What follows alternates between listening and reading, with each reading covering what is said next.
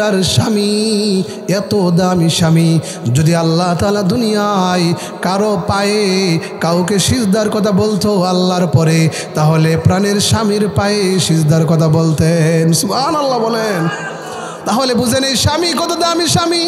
এই জন্য কুকরাইলের আম্মাজানেরা আপনাদেরকে বলতে চাই, স্বামীদেরকে সম্মান করতে হবে। কথা বলেন ঠিক কিনা? ও আম্মাজানেরা, স্বামীকে যদি সম্মান করতে পারেন, আল্লাহ রাসূল বলেন 4টা গুণ যেই মহিলার ভিতরে থাকবে ওই মহিলারা জান্নাতের যে কোনো দরজা দিয়ে প্রবেশ করতে পারবে। সুবহানাল্লাহ বলেন। এই 4টা গুণের মধ্যে একটা গুণ হলো স্বামীকে সম্মান করতে হবে। স্বামীর সাথে কখনো কটু কথা বলা যাবে না, স্বামীকে কখনো কষ্ট দেওয়া যাবে না।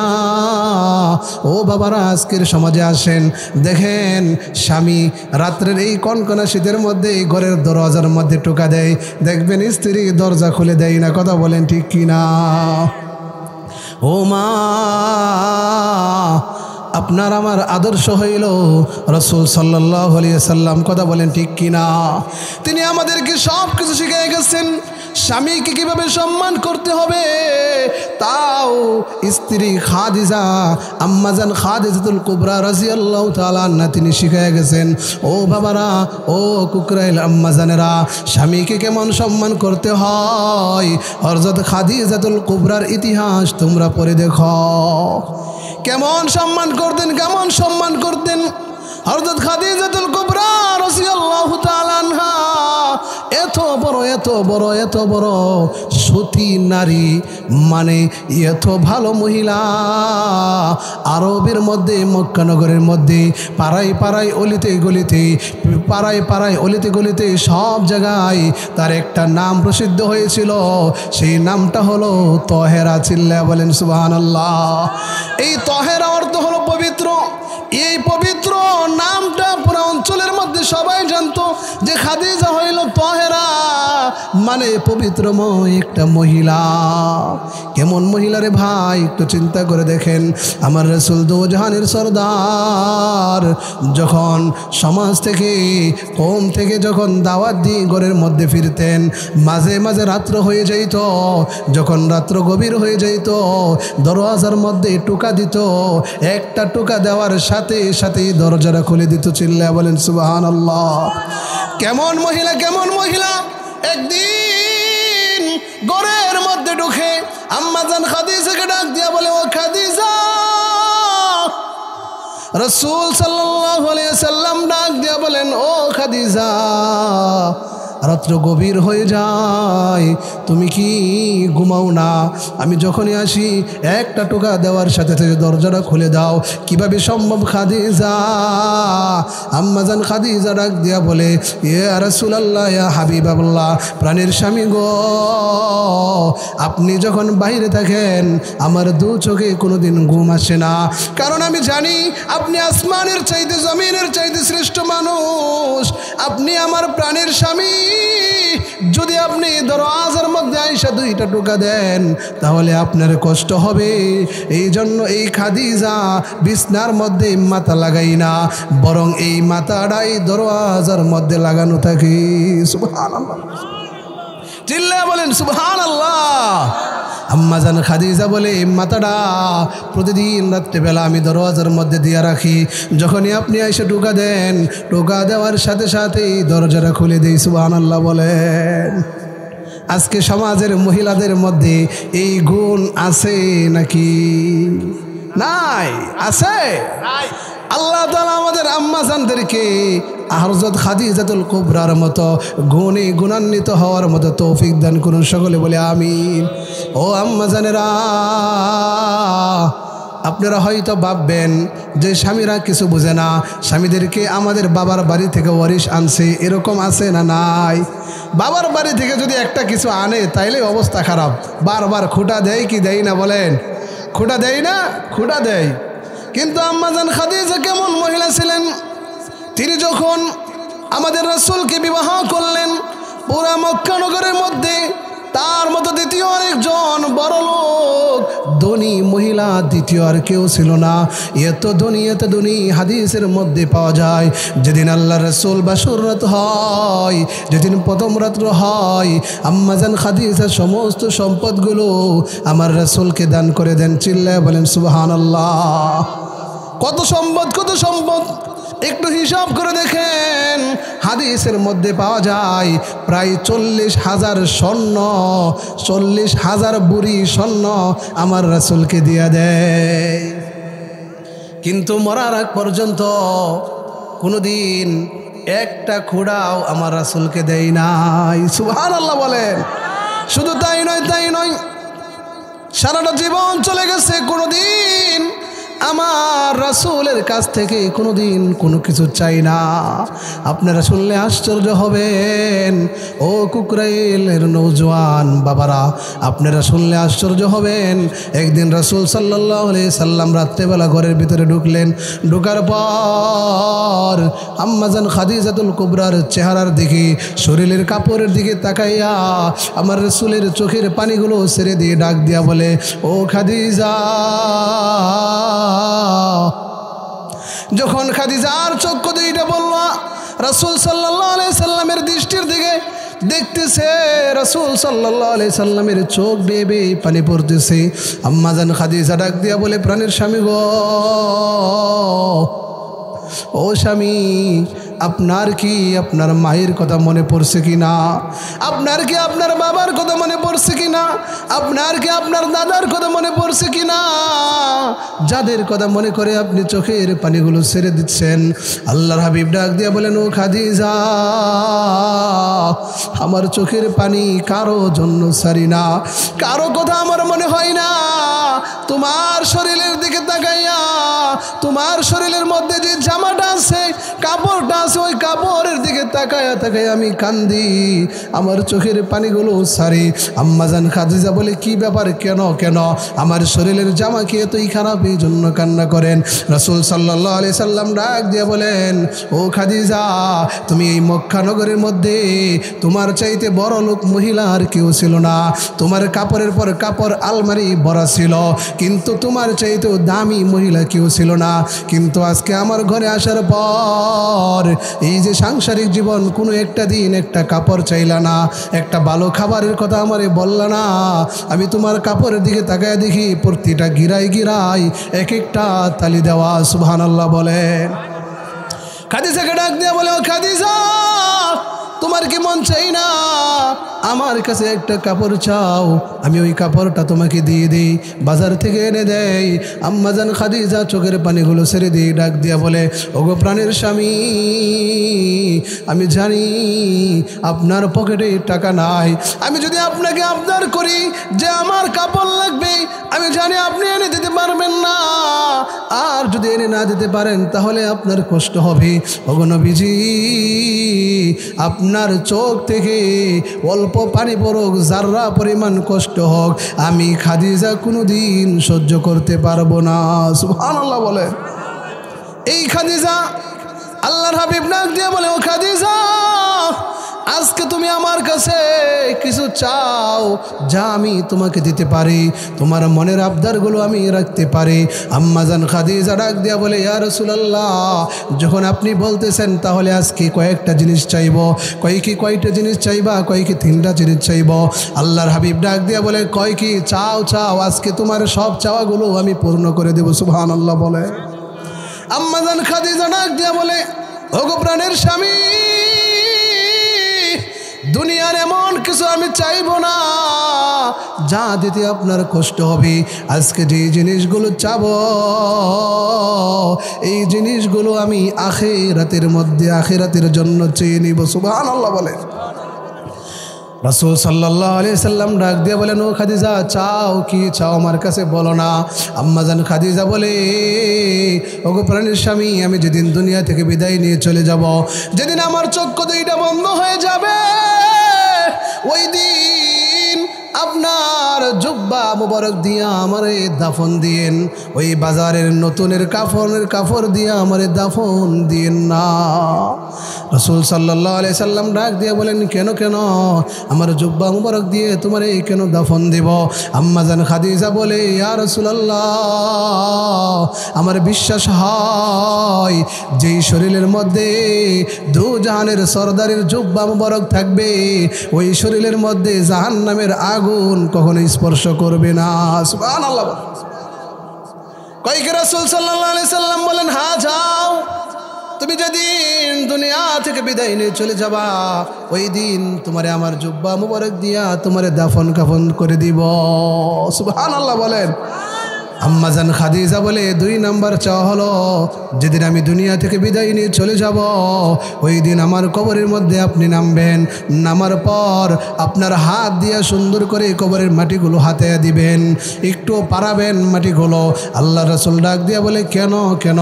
আম্মা জান খাদিজা ডাক দিয়া বলে, ইয়া রাসূলুল্লাহ, ইয়া হাবিবাল্লাহ, আপনার জবান থেকে শুনেছি কবরের মধ্যে চারিদিক দিয়া নাফরমানদের কবরের মধ্যে চারিদিক দিয়া মাটি এমনভাবে চাপ দিবে যে এক পাজরের হাড়গুলো অন্য পাজরে ঢুকে যাবে। ওগো নবীজি, আমার বিশ্বাস হয় আপনি যেই মাটির মধ্যে হাত দিয়ে একটু একটু ধরবেন, হাত দিয়া পারাইবেন, পা দিয়া পারাইবেন, আমার বিশ্বাস হয় ওই মাটির ক্ষমতা নাই আমাকে চাপ দেওয়ার। চিল্লায়া বলেন সুবহানাল্লাহ। কয়েক 3 নাম্বার চাওয়া, আমাকে যখন দাফন কাফন কইরা শেষ করবেন, আপনি আমার এই কবরের মধ্যে রেখে আপনি বাড়ির মধ্যে যেন না, কবরের পাশে দাঁড়ায়া থাকবেন, দাঁড়ায়া দাঁড়ায়া আমার জন্য দোয়া করবেন, আমার কবরের সওয়াল জবাবগুলো যেন সহজ হয়ে যায়। সুবহানাল্লাহ বলে। এই হলো মহিলাদের গুণ। এগুলা কি? মহিলাদের গুণ। স্বামীর কাছ থেকে এই গুণগুলো চেয়ে নেয়। কারণ আল্লাহর হাবিব দো জাহানের সরদার বলেন, মৃত্যুর পর যে স্ত্রীর জন্য স্বামী এই করে দিবে, এই সিদ্ধান্ত করে দিবে যে আমার স্ত্রী ভালো ছিল, এই সাক্ষী দিবে আমার স্ত্রী ভালো ছিল, ওই স্ত্রী জান্নাতের মধ্যে ঢুকে যাবে। চিল্লায়া বলেন সুবহানাল্লাহ। এই জন্য হাল জামানার আম্মাজানদেরকে বলি, স্বামীদেরকে সম্মান করতে হবে কি হবে না বলেন? স্বামীদেরকে সম্মান করতে হবে না? এই জন্য স্বামীদেরকে যেমন আম্মাজানেরা সম্মান করবে, স্বামীদেরও কি স্ত্রীদের সাথে ভালো ব্যবহার করতে হবে। কথা বলেন ঠিক কিনা? কারণ আল্লাহর হাবিব দো জাহানের সরদার বলেন, একজন স্বামী বেগানা মহিলার দিকে না তাকাইয়া যখন প্রাণের স্ত্রীর দিকে তাকায়, প্রত্যেকটা পলকে পলকে পলকে নফল রোজা রাখার সব তার আমল নামায় ঢুকে যায়।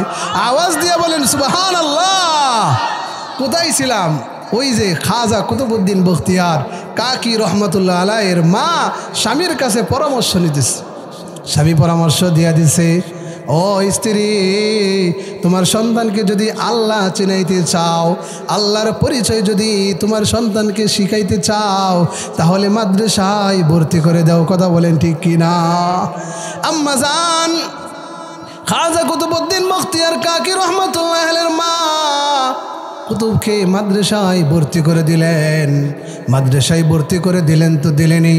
এখন আম্মাজান চিন্তা করে, ওগো আল্লাহ, তুমি যে খাওয়াও, এটা আমার সন্তানকে কিভাবে শিক্ষা দিব? সুবহানাল্লাহ বলেন। তুমি যে আমার সন্তানকে খাওয়াও, এটা কিভাবে শিক্ষা দিব? এই জন্য যখন আল্লাহর কাছে কুতুবের মা বলে, আল্লাহ, আমার সন্তানকে তুমি যে খাওয়াও, এটা কিভাবে শিক্ষা দিব? কিভাবে শিক্ষা দিব? সে বুদ্ধি করে, মনে মনে বুদ্ধি করে, যখন সন্তান মাদ্রাসা থেকে আসবে, মাদ্রাসা থেকে আসার পর আমার সন্তান যখন খানা চাইবে, তখন আমি খানা দিব না। যখন খানা চাইবে, তখন আমি তারে 2 রাকাত নামাজ পড়াবো। নামাজ পড়ায়া আল্লাহর কাছে চাওয়াবো, আল্লাহর কাছে খানা চাওয়াবো। তারপর আমি আগে থেকেই তার জন্য খাবার রেডি করে রাখবো। খাবার রেডি করার পর তাকে বলবো, ওই ঘরের মধ্যে যাও, যায় দেখো তোমার আল্লাহ তোমার জন্য কোথায় খাবার রাখছে। সুবহানাল্লাহ বলেন। সেম সন্তান মাদ্রাসা থেকে আসলো, দুপুর বেলা বিকাল বেলা আসলো, আসার পর মাকে ডাক দিয়া বলে, ও মা, পেটের মধ্যে ক্ষুধা লাগছে, ও মা গো খাবার দাও, খাবার দাও। মা ডাক দিয়া বলে, ও সন্তান, খাবারের মালিক আমি না। চিল্লায় বলেন তো খাবারের মালিক কে? কই কি খাবারের মালিক হলেন আল্লাহ। যাও যাও, ওই ঘরের মধ্যে যাইয়া 2 রাকাত নামাজ পড়ো।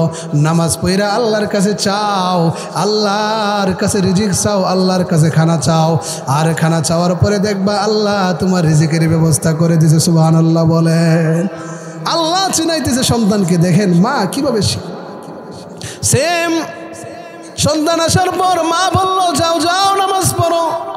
নামাজ পড়ে আল্লাহর কাছে চাও। কুতুবউদ্দিন নামাজের মধ্যে দাঁড়ায় গেল মার কথা শুনে। নামাজের মধ্যে দাঁড়াইয়া নামাজ শেষ কইরা আল্লাহর কাছে 2টা হাত চড়ে আল্লাহর কাছে চাই, ওগো আল্লাহ, তুমি নাকি খাওয়ানোর মালিক, তুমি নাকি খাওয়াও। আল্লাহ নামাজ পড়েছি, তুমি আমার রিজিক দিয়া দাও। সন্তান মুনাজাত শেষ কইরা মাকে বলে, মা আল্লাহর কাছে খাবার চাইলাম, বলো না আল্লাহ খাবার কোথায় রাখছে? মা বলে, ওই ঘরের মধ্যে যায় খুঁজে দেখো তোমার আল্লাহ তোমার জন্য খাবার কোথায় রাখছে। সন্তান যায় দেখে ওই মা আগে থেকেই খাবার রেডি করে রাখছিল। ওই পেয়ালাটা খুলে দেখে মা আগে থেকেই তার জন্য রুটি আর হালুয়া তৈরি করে রাখছে। সুবহানাল্লাহ বলে।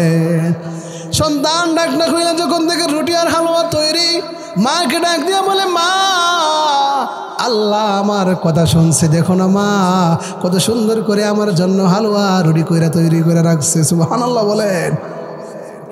এমনি ভাবে চলতে থাকলো।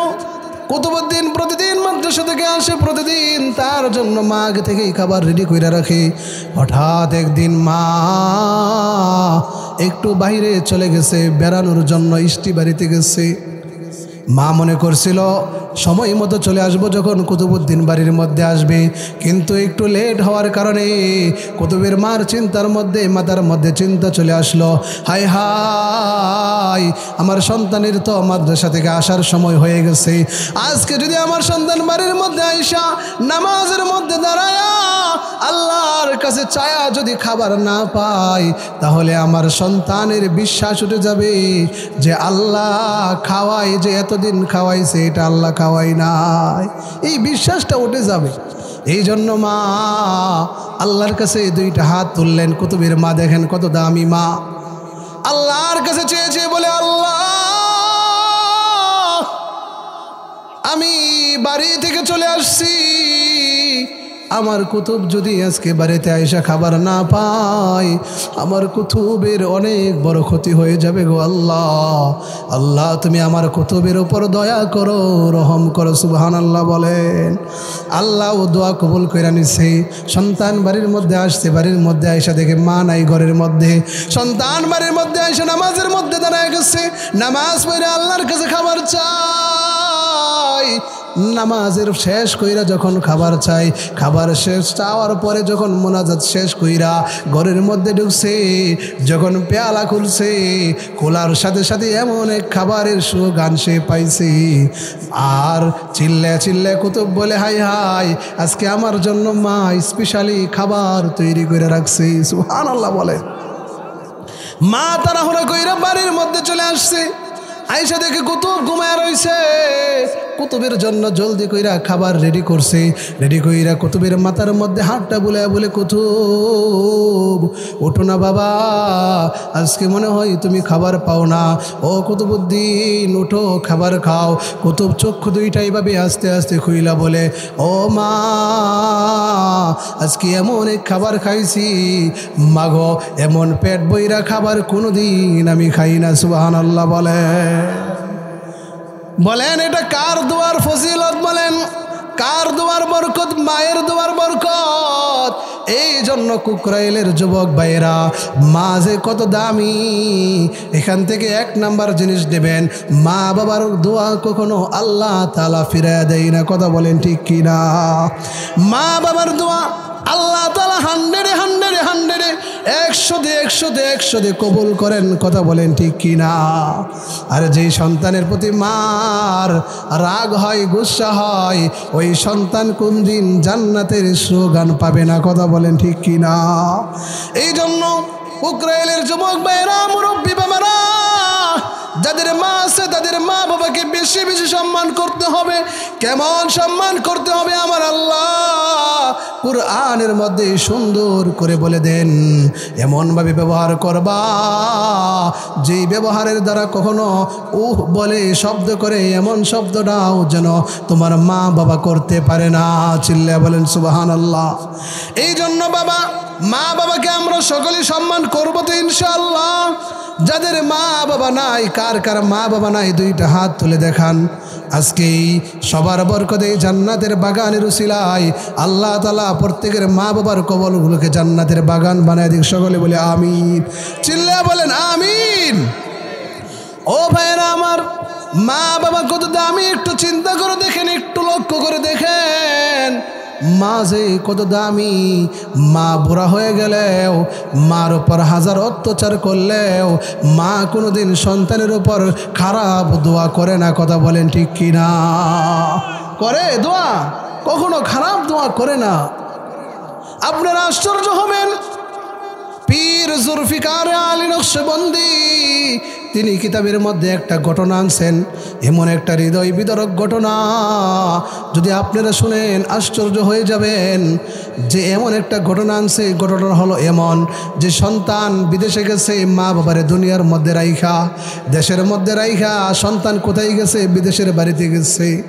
মা বাবার যেন একটু আনন্দ হয়, কিছু ভালো রুজি রোজগার কইরা মার যেন একটু খুশিতে রাখতে পারে। কিন্তু সন্তান বিদেশের বাড়ির মধ্যে যায়, 1 যুগ 2 যুগ চলে যায়, কিন্তু সন্তান মা বাবার খবর নেই না, মা বাবার কথা ভুলে যায়। ওই দিক দিয়া দেশের মধ্যে মা বাবা অসুস্থ হইয়া যে বাড়ি পিঠা ছিল, ওই বাড়ি পিঠাগুলো বিক্রি কইরা অসুস্থতার জন্য, সুস্থ হওয়ার জন্য ওষুধ কিনা খায়া বাবা দুনিয়া থেকে বিদায় নিয়ে চলে গেছে। ওই দিক দিয়ে সন্তানের খবর নাই। সন্তান বিদেশের মধ্যে যায় বিয়া শাদী করছে, আরামে এসে ওখানে কামাই করে, আর শ্বশুর শাশুড়ি নিয়ে খায়, বউ নিয়ে খায়। এক পর্যায়ে 1 যুগ 2 যুগ চলে গেলে সন্তানও বৃদ্ধ হয়ে যায়, সন্তানের যৌবন সব কিছু নষ্ট হয়ে যায়। এখন এমন অবস্থা চলে আসে, সন্তানরে আর বিদেশের মধ্যে শ্বশুর শাশুড়ি রাখে না, সন্তানকে লাত্তি দিয়া তাড়াইয়া দেয়। সন্তান চিন্তা করে, হাই হাই, দুনিয়ার সব মানুষের দরওয়াজা বন্ধ হইলেও মা বাবার দরওয়াজা কোনোদিন বন্ধ হয় না, কথা বলেন ঠিক কিনা?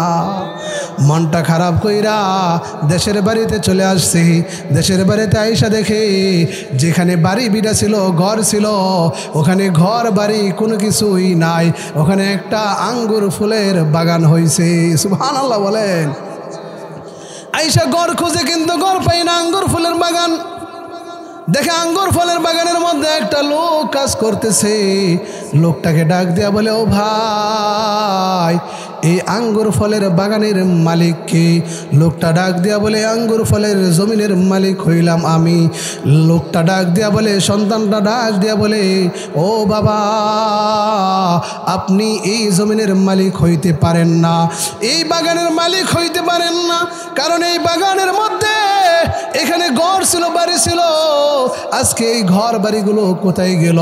এবার ওই লোকটা চিনতে পারলো, বুঝলো, সন্তানকে ডাক দিয়া বলো, ও বাবা, এখানে যার বাড়ি ছিল, ঘর ছিল, এই মানুষগুলো, এর বাবা, যে বৃদ্ধ বাবাটা এ দুনিয়া থেকে বিদায় নিয়ে চলে গেছে, ওনার একটা সন্তান ছিল, সন্তানটা বিদেশের মধ্যে যায়া মা বাবা সব কিছু বুঝে গেছে, যুগের পর যুগ গেছে, মা বাবার কোনোদিন খবর নেই না। এবার ডাক দিয়া বলে, সন্তান নিজের কানে বাবার মৃত্যুর কথা শুনে চিল্লে ডাক দিয়া বলে, ও বাবা, এই যে মহিলাটা ছিল, এই বৃদ্ধ মহিলাটা কোথায়? বৃদ্ধ মহিলাটা কোথায়? বাগানের মালিক ডাক দিয়া বলে, এই বৃদ্ধ মহিলার কথা কিছু আপনি বলবেন না, কারণ এমন মহিলার মহিলা, এমন দুর্ভাগা এক মহিলা, তার কথা কি বলবো? ওই যে স্বামী হারা আবার সন্তান হারা এমন মহিলা সন্তানের জন্য কান্না করতে করতে করতে আন্ধা হয়ে গেছে, অন্ধ হয়ে গেছে। কই কি ওই মহিলাটা কোথায়? কই কি ওই মহিলাটা কোথায়? বাগানের মালিক ডাক দিয়ে বলে, মহিলাটা ওই যে বাগান দেখতেছেন, ঝুপড়ি দেখতেছেন, বাঁশের জঙ্গল দেখতেছেন, বাড়ি বিড়া সব বিক্রি কইরা, বাড়ি বিড়া সব হারায়া, স্বামীকে হারায়া, সন্তান হারায়া ওই জঙ্গলের মধ্যে পরের বিড়ার মধ্যে যায়া বাড়ি করছে। কই কি মহিলাটা কি এখনো বেঁচে আছে? কই কি হ্যাঁ হ্যাঁ মহিলাটা এখনো বেঁচে আছে। কই কি মহিলাটা কোথায়? কই কি মহিলাটা সারাদিন ভিক্ষা করে বৃদ্ধ হয়ে গেছে, লাঠির মধ্যে ভর দিয়া দিয়া হাঁটে। ওই বৃদ্ধ মহিলা সারাদিন ভিক্ষা করে, সন্ধ্যার সময় ওই ঝুপড়ি ঘরের মধ্যে আসে, আসার পর নামাজ পইরা স্বামী হারা ওই সন্তান হারা সন্তানের জন্য কান্না করে। এবার সন্তান দৌড়ে দৌড়ে ঝুপড়ি ঘরের কাছে চলে যায়। বিকাল বেলা দেখে ঘরের মধ্যে কেউ নাই। যখন সূর্যরা ডুববে ডুববে ওই সময় সন্তানটা দেখে ওই দূর থেকে লাঠির মধ্যে ভর দিয়ে দিয়ে দিয়ে হাঁটি হাঁটি পা পা করে ঘরের কাছে চলে আসছে। ঘরের মধ্যে আসার পর এমন সন্তান তার অন্যায়গুলো তার অন্তরের মধ্যে এমনভাবে আক্রান্ত করেছে, যেই চেহারাটা নিয়ে মায়ের সামনে যাইতে পারতেছে না। কারণ 2 যুগ হয়ে গেছে, এখন মার সামনে কিভাবে যাবে? এই জন্য সন্তান ঘরের ঝুপড়ির পাশের মধ্যে দাঁড়ায়া দাঁড়ায়া মায়ের কাজগুলো দেখতেছে। মা আয়েশা সন্ধ্যার সাথে সাথে যখন মসজিদের মাইকে আজান হয়ে গেছে, এক বদনা পানি দিয়া ওযু কইরা নামাজের মধ্যে দাঁড়ায় গেছে।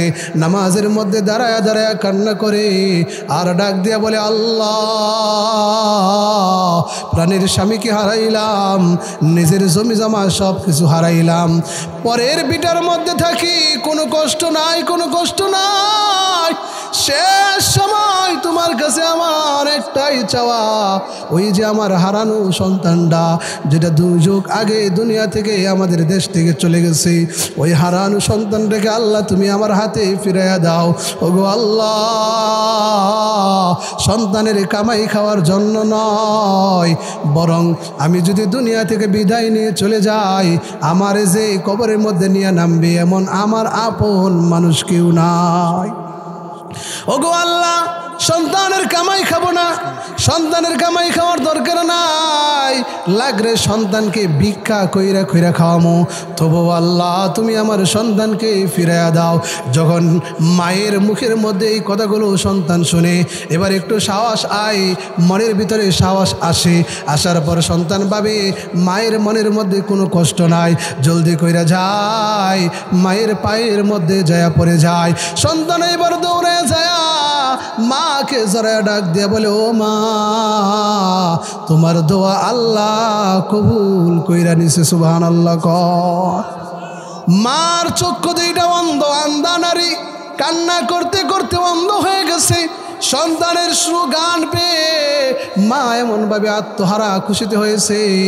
মা ডাক দিয়া বলে, ও বাবা, তোর জন্য আমার কোনো কষ্ট নাই, তুই যে আমার বুকের মধ্যে ফিরাইছ এটাই অনেক বড় কিছু। চিল্লায় বলেন সুবহানাল্লাহ। এই জন্য কুকরাইলের যুবক ভাইয়েরা, নওজোয়ান ভাইয়েরা, মুরব্বী বাবারা, তোমাদের কাছে আমি একটা কথাই বলে যাব, জীবন গেলে কোনোদিন মা বাবারে কষ্ট দেওয়া যাবে না। কথা বলেন ঠিক কি না? কারণ আমার রাসূল দু জাহানের সরদার বলেন, হুমা জান্নাতুকা আও নারুকা, এই মাই তোর জন্য জান্নাত, আবার এই মাই তোর জন্য জাহান্নাম। এই জন্য খবরদার খবরদার, কখনো কোনো দিন জীবনে কখনো মার সাথে বেয়াদবি করা যাবে না। কথা বলেন ঠিক কি না? এই জন্য আল্লাহ বলছে, এই ওয়াকদা রাব্বুকা আল্লা তা'বুদু ইল্লা ইয়াহু ওয়া বিল ওয়ালিদাইনি ইহসানা। এই আয়াতের সারমর্ম হলো, বান্দা ইবাদত করবে একমাত্র আমি আল্লাহর, আর খেজমত করবে মা বাবার। কথা বলেন ঠিক কিনা? আমরা সকলে মা বাবার খেজমত করবো তো ইনশাআল্লাহ? কারা কারা করবো তো এটা হাত তুলে দেখায়। জীবন গেলেও মা বাবার কষ্ট দিব? কোনোদিন কষ্ট দিব না। এই যে কনকনা শীত যাইতেছে, মায়ের জন্য মোজা নিয়ে যাব, জ্যাকেট নিয়ে যাব। বলেন, আপনার শীত লাগলে মা বাবার শীত লাগে না? লাগে দাঁড় করে হলেও মায়ের জন্য এইগুলা ব্যবস্থা করবো তো ইনশাআল্লাহ। আর যাদের মা বাবা নাই কবরের পাশে যায়া প্রতিদিন কয়েকদিন পর পর প্রতিদিন শুক্রবার জুমার পরে যায়া জিয়ারত করবো তো ইনশাআল্লাহ। আল্লাহ তাআলা সকলকে তৌফিক দান করুন। সকলে বলে আমিন। ওয়া আখিরু দাওয়ানা আলহামদুলিল্লাহি রাব্বিল আলামিন।